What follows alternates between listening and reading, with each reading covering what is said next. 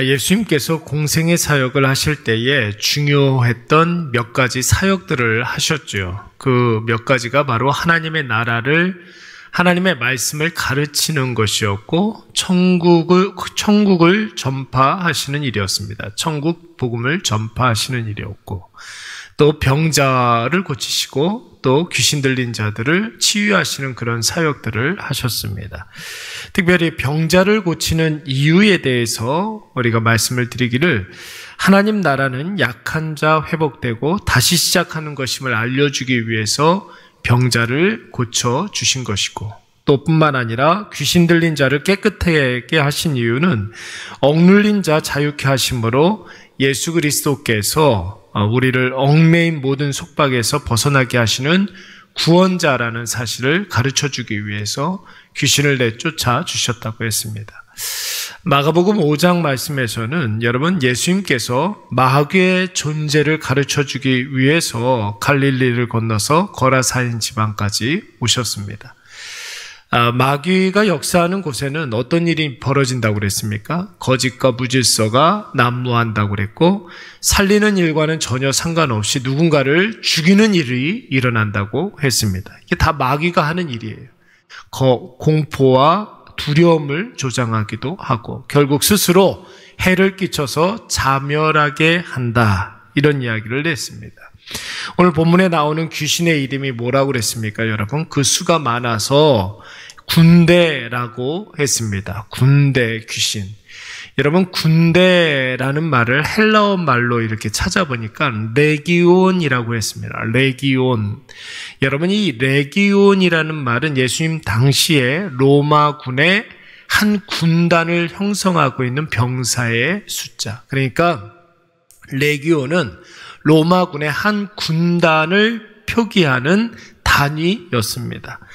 여러분, 로마의 한 개 군단의 그때 당시에 병사의 수가 한 6,000명 정도가 되었습니다. 우리나라 육군 한 개 사단이 한 10,000명에서 15,000명 정도 되거든요. 그때 당시에 2000년 전 당시에 로마 한 군단의 병사의 수가 6,000명 정도 되었으니, 여러분, 이 한 사람 안에 들어가 있는 귀신의 수가 한 6,000개 정도 된다고 보면 될 것 같습니다. 그러나 아무리 강력한 마귀라 할지라도 여러분, 예수님에게는 대할 수가 없지요. 예수님은 그들을 심판하시는 심판주이시기 때문에 군대 귀신이 제일 먼저 예수님을 발견하고 뭐 했습니까? 예수님 앞에 굴복하고 엎드렸습니다. 예수님께서 여러분, 군대 귀신에게 더러운 귀신아 그 사람에게서 나와라, 그렇게 이야기했었을 때, 여러분, 오늘 본문의 말씀에 군대 귀신이 뭐라고 그랬습니까? 여러분, 나와 무슨 상관이 있습니까? 나를 쫓아내지 마십시오, 이렇게 이야기하고, 예수님께서 그 군대 귀신에게서, 그 사람에게서 나와라, 그렇게 이야기했었을 때 이 귀신이 뭐라고 했냐면 그 지방에서 내보내지 마시기를 강구했다고 했습니다. 여러분, 그러면서 11절 말씀에 마침 근처에 돼지 농장이 있었는데 그 농장에 돼지떼에게 들어가도록 허락해달라는 것이, 군대 귀신도 예수님이 이곳에 오신 이유를 분명히 알고 있었습니다. 예수님께서 임하시면 어떤 일들이 벌어지는지 군대 귀신이 너무나 잘 알고 있는 거예요. 이 한 사람을 고치시기 위해서, 치유하시기 위해서 거라사인 지방에 오셨다라는 것을 군대 귀신이 너무나 잘 알고 있었고, 뿐만 아니라 군대 귀신을 심판하시기 위해서 예수님이 오셨다라는 사실을 이 군대 귀신은 너무나 잘 알고 있었습니다. 그래서 이 귀신은 이 사람에게서 나갈 수는 없고 임시로 들어가 있을 곳을 찾다가 돼지에게라도 들어가 있어야겠다, 그렇게 생각을 한 것입니다. 여러분, 여기에서 한 가지 우리가 의문점을 품을 수가 있습니다. 왜 마귀들이, 귀신들이, 군대 귀신이 돼지에게 들어가게 해달라고 간청했을까요? 왜 돼지떼입니까?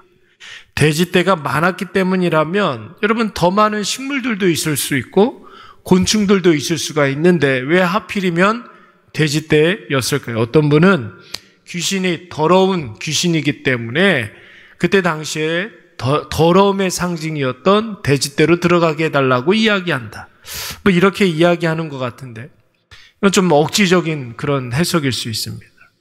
어떤 분은 돼지 농장 주인을 심판하기 위해서 이 귀신들이 돼지떼에 들어가게 해달라고 했다. 이것도 좀 성경에서 다루지 않는 그런 이야기이고요.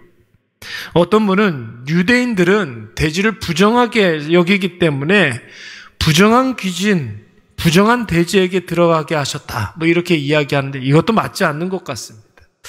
왜 돼지떼인지는 잘 모르겠지만 여러분, 중요한 것은 무엇입니까? 예수님께서 오늘 피곤했지만, 위험했지만, 사람들의 시선이 따가웠지만 이 거라사인의 지방에 오신 분명한 이유가 있다고 그랬죠. 우리가 첫날 뭐라고 그랬느냐면 한 사람을 살리기 위해서 이 땅에 오셨다라는 것입니다. 그러니까 여러분, 2,000마리의 돼지떼보다 한 사람의 영혼이 더 중요하다라는 것입니다. 돼지 2,000마리가 중요합니까? 한 사람의 생명이 중요합니까? 사랑하는 여러분, 한 사람의 영혼보다 더 귀하고 가치 있는 일은 없습니다. 성도와 교회는 살리는 일에 모든 사역에 초점을 맞춰야 될 줄로 믿습니다. 예배, 말씀, 기도에 우리가 집중해야 하는데 여러분, 그 이유도 살리는 데 쓰임받기 위해서 예배, 말씀, 기도가 중요한 것입니다. 헌금, 봉사, 헌신, 섬김, 여러분 이런 것들을 하더라도 한 사람의 영혼을 살리기 위해서 우리가 감당해야 합니다. 하나님 우리에게 맡겨주신 사명 또한 다른 것이 없습니다. 각자의 방식이 다르다 할지라도 결국 한 사람의 생명을 살리는 것이 여러분 우리에게 공통적으로 허락해 주신 사명이라는 것이에요. 여러분, 돼지 2,000마리가 얼마나 귀한 것입니까? 오늘날 돼지 한 마리 시세가 한 마리당 100kg만 이렇게 잡아도 한 40만 원 정도가 된다고 하죠. 여러분, 2,000마리라고 한다면 계산을 해보니까 한 8억 정도가 됩니다. 여러분, 귀신 들린 한 사람을 살리기 위해서 어떤 것도 귀한 것으로 여기지 마시기 바랍니다. 그 어떤 효율과 효과도 한 사람의 생명과 바꿀 수가 없습니다. 제 아무리 정당한 일이라도, 합리적인 일이라도, 누구나 다 인정하는 상식이라 할지라도 한 생명 살리는 일보다 앞설 수는 없는 것입니다. 그러므로 오늘 하나님이 나에게 맡겨주신 한 영혼을 향하여서 그 어떤 것도 아끼지 마시기 바랍니다. 전도 대상자들, 이 사람 살리라고 우리에게 기도하라고 전도 대상자들을 허락해 주신 거예요. 교회에 새로 나오는 새 가족들, 여러분 그 사람을 살려야 되지 않겠습니까? 뭔가가 여러분 다 이뤘기 때문에 교회에 나오는 게 아니에요. 실오라기 하나, 지푸라기 하나 잡기 위해서 교회에 나오는 사람들이 많이 있습니다. 여러분 그 영혼을 귀하게 여기시기 바랍니다. 낙심한 자가 있을 수가 있잖아요. 가정의 여러 가지 일들로, 개인적인 일들로, 직장의 여러 가지 문제들로 인하여서 낙심하고 낭망한 사람들이 있을 수 있습니다. 우리 주변에 물론 나도 그렇지만 도움이 필요한 연약한 사람들이 여러분 정말로 많이 있습니다. 여러분 그 사람 살리기 위해서 그 어떤 것도 아끼지 마시기 바랍니다. 내가 5분 더 기도해서 그 영혼 살릴 수만 있다면 여러분 5분이 아니라 10분 더 기도하시기 바랍니다.